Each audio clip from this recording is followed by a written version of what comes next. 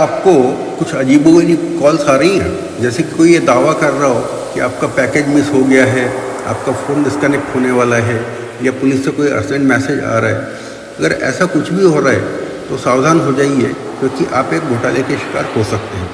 आइए, आपका स्वागत है इस साइबर अपराध से बचाव के वीडियो में। हमारी पूरी कोशिश है कि आपको सुरक्षित रहने के बारे में ज़रूरी जानकारी दे सकें। देखिए, सबसे पहले आपको किन बातों पे ध्यान देना है वो ज़रा नोट कर लीजिए।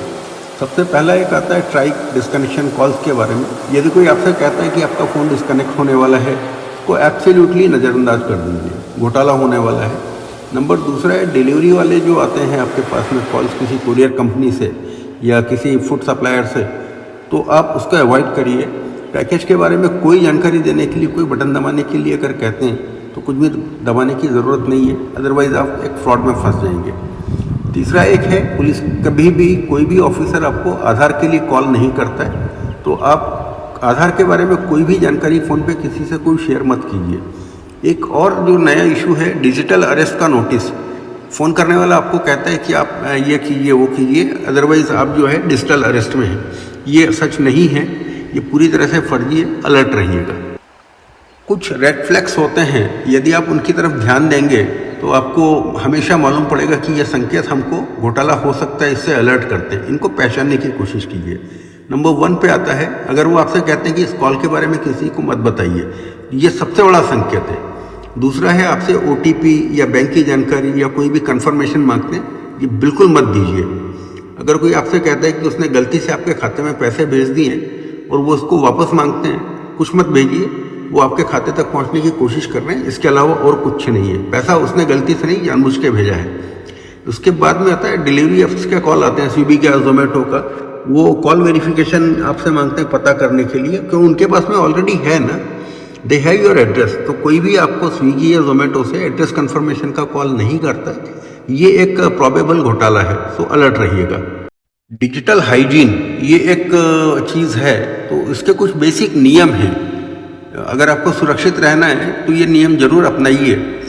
कभी भी व्यक्तिगत जानकारी साझा मत कीजिए, चाहे वो पता हो, लोकेशन हो, फ़ोन नंबर हो, पैन नंबर हो, डेट ऑफ बर्थ हो, कोई भी चीज़ शेयर करने की ज़रूरत नहीं है।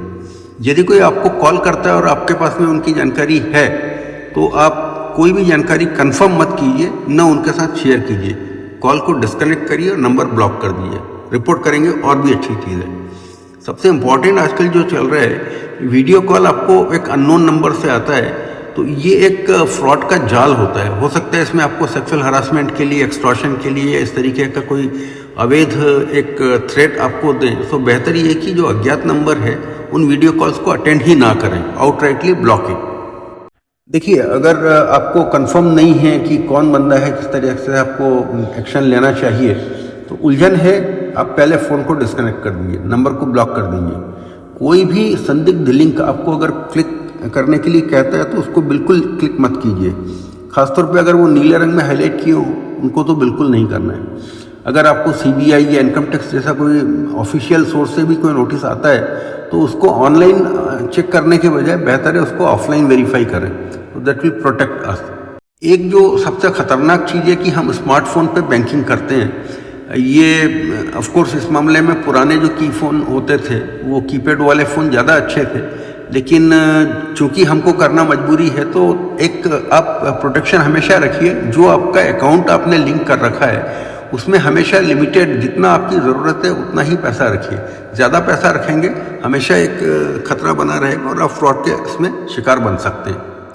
इन सब चीज़ों के बावजूद भी अगर आप कभी फ्रॉड के शिकार बन जाते हैं, तो इमीडिएटली साइबर पुलिस को उनके 1930 नंबर पे कॉल कीजिए, क्योंकि आप संकोच करेंगे तो समय ज़्यादा जाएगा। इमीडिएटली अपने लोकल साइबर क्राइम पुलिस को रिपोर्ट करें।